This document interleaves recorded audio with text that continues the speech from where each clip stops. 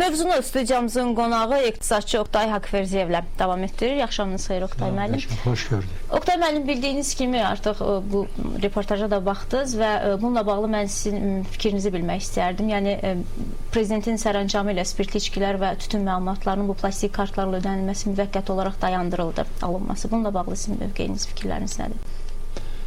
Bilirsiniz, o qərar qəbul olunanda çox yaxşı qərardır. Və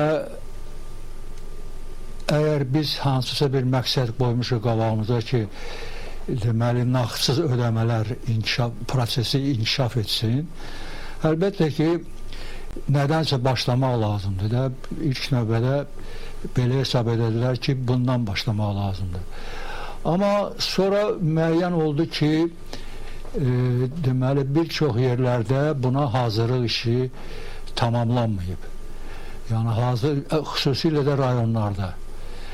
Ona görə də bir çox müraciətlər oldu ki, bunu müvəqqəti olaraq hələlik, deməli, saxlayaq və müəyyən müvafiq hazırlamalar işlərini görüb, ondan sonra buna qayıtmaq olar bu məsələyə. Öyle yeri gelmişken onu deyim ki, yaxşı olardı ki, bunu inzibati yolla yox, iqtisadi yolla bu prosesi başlamaq lazımdır. Öyle bir araq tütündən yox. Ümumiyyətcə bu qeyri-nağd ödənişlərin inkişafı üçün müəyyən stimullaşdırıcı işlər görülməlidir. Misal üçün, Gürcüstanda belə bir praktika var. Siz hansısa bir mağazaya gedirsiniz, mütləq çekini alırsınız onun. Hər ayın axırında o çek lotereya kimi oynanılır və kimsə nəsə udur. Yəni, burada müəyyən bir maraq yaranır ki, əvvəla çeki alın, mütləq alın ki, iştirak edin bu oyunda. Ondan başqa da bu nağdsız ödəmə olur.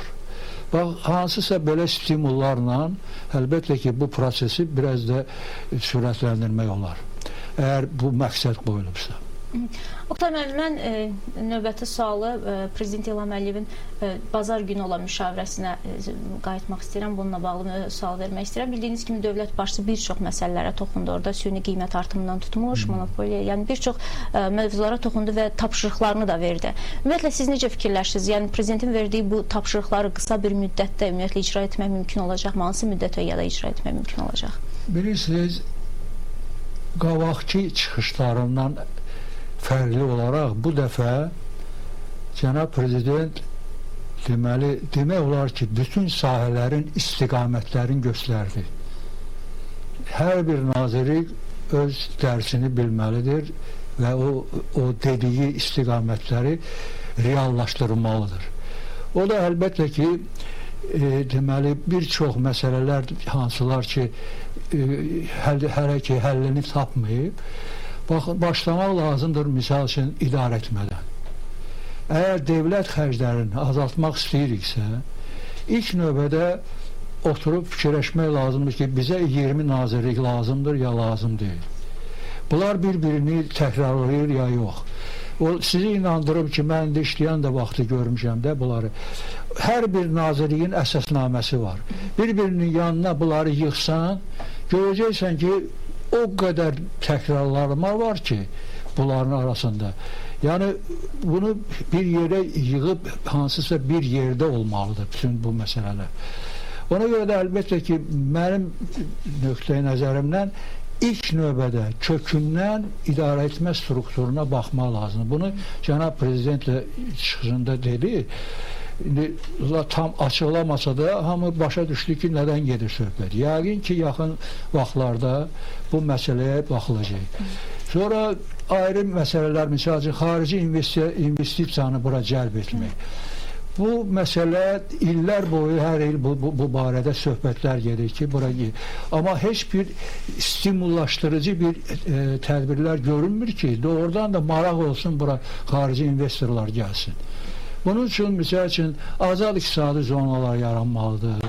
ümumiyyətcə misal üçün vergi sisteminə yenidən baxılmalıdır. Hansısa formalar, cürəbəcür formalar var. Misal üçün yadıma gəlir, məncə zaten Qazaxstanda belə eləyiblər. Xarici investor gəlir, nəsə bir zavod tikir, fabrik tikir, bir 500 iş yeri açır. Müqavilədə elə yazılır ki, o tikib qutarandan sonra 5 il vergi verməyəcək. Məhsulunu satacaq, öz pulunu qaytaracaq, ondan sonra vergi verəcək. Yəni, demək istəyirəm ki, cürəbəcür formalar var bunları stimullaşdırmaq üçün.